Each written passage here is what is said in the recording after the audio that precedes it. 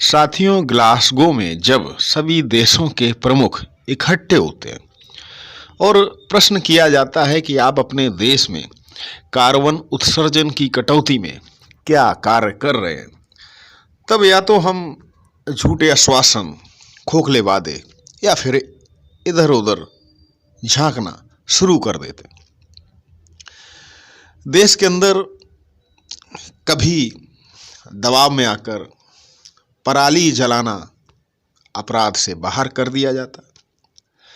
पटाखे इसलिए चलाए जाते हैं कि इससे हमारा धर्म खतरे में पड़ सकता है, और फिर हम कह देते हैं कि जब इतनी गाड़ियां चलती हैं, इतना प्रदूषण होता, तो एक दिन पटाखे चलाने से कौन सा कम हो जाएगा।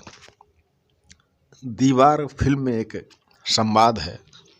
शशि कपूर अमिताभ बच्चन से कहते हैं कि भाई, दूसरों के अपराध गिनाने से, दूसरों के पाप गिनाने से आपके पाप कम नहीं हो जाएंगे। कौन क्या करता है पर्यावरण के लिए, कौन क्या नहीं करता है, लेकिन प्रश्न ये है कि आपका योगदान क्या है। जब केरल में मूसलाधार बारिश आई, बाढ़ आई, पूरा केरल डूब गया, तो किसी ने कहा कि उस मंदिर में विशेष लोगों को प्रवेश करने की अनुमति दी गई, उसी का ये प्रकोप है।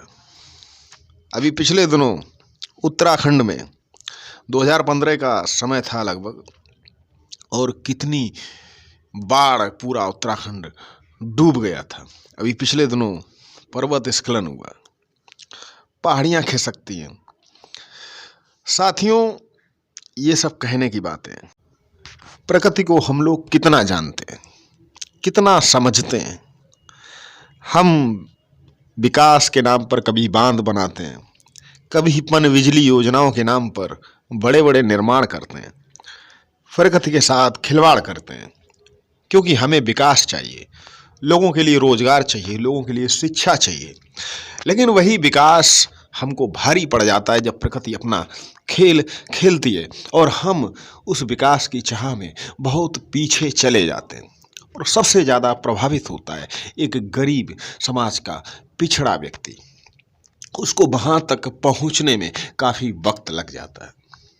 साथियों, हम सब की ये कोशिश होनी चाहिए कि दूसरे क्या कर रहे हैं, नहीं, इस पर्यावरण को बचाने में, इस पर्यावरण को संरक्षित करने में हमारा खुद का, हमारा व्यक्तिगत क्या योगदान है।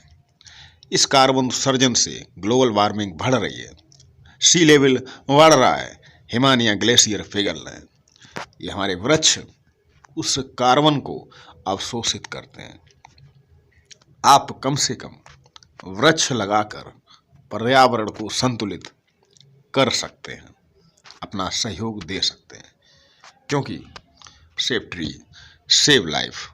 प्रकृति बचेगी तो हम बचेंगे, तब हम बचेंगे।